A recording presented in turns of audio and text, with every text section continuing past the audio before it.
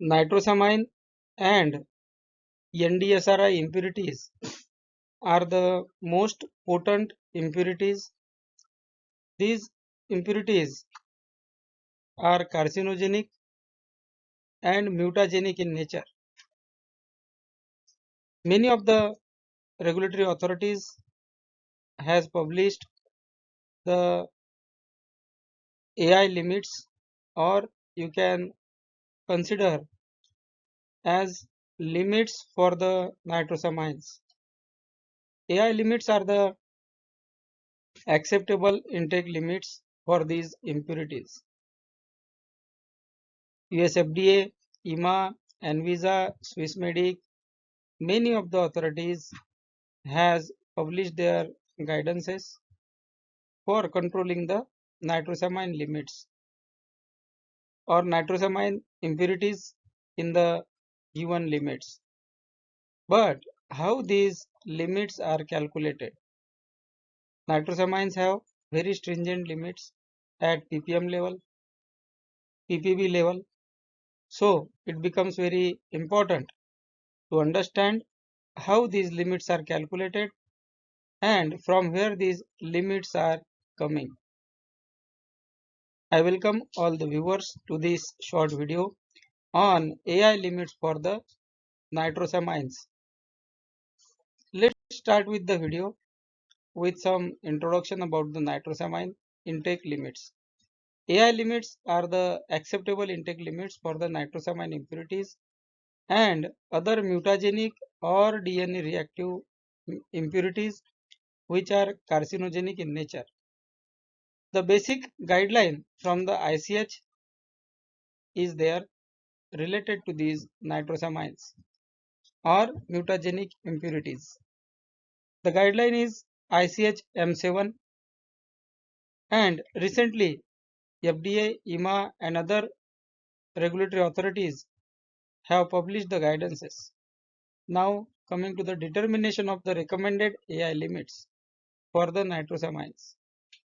FDA follows ICH M7R2 guideline to evaluate and set the acceptable intake limits for the nitrosamine impurities.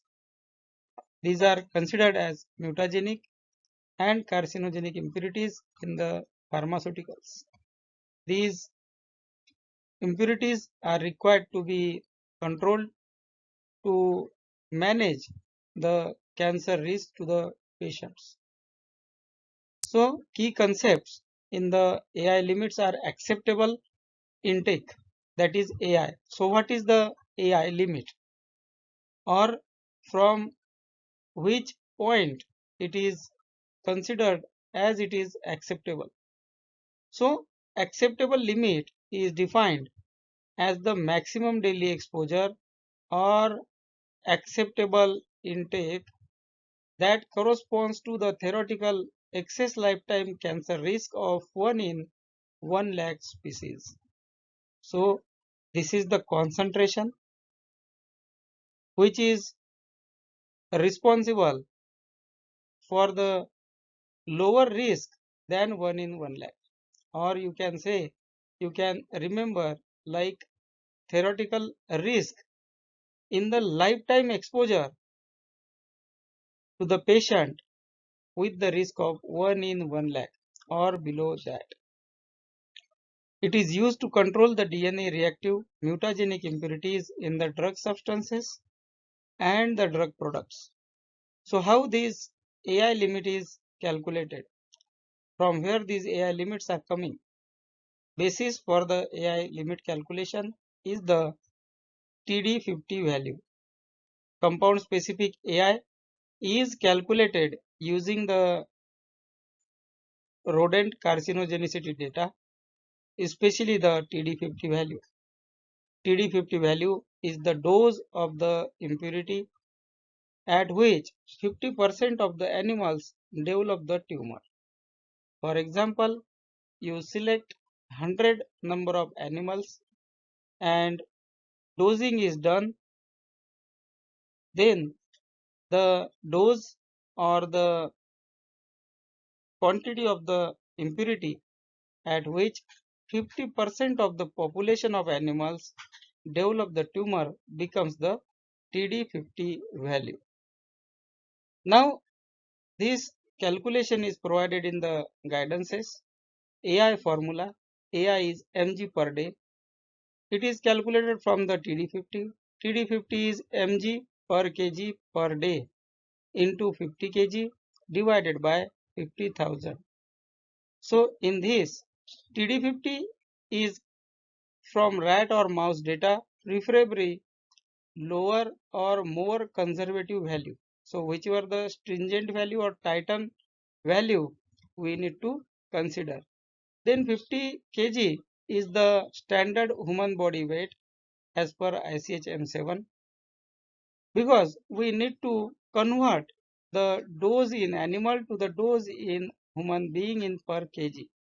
So we have taken the 50 kg as body weight. Now 50,000 is the linear extrapolation factor to represent the 1 in 1 lakh species lifetime risk, as we have seen in the AI limit definition, that this is the concentration which may have or which have risk of cancer species 1 in 1 lakh. So 50,000 is the factor. Now take the example of NDMA. TD50 of NDMA in rat is 0.0959 mg per kg per day. In mouse it is 0.189 mg per kg per day. So take the conservative or lower limit, you can say, into the formula.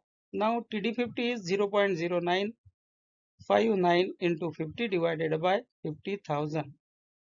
Now you can see from the calculation, it is coming in the mg per day, and then you calculate it into the nanogram per day, because nanogram per day will show you the figure which is easy to calculate.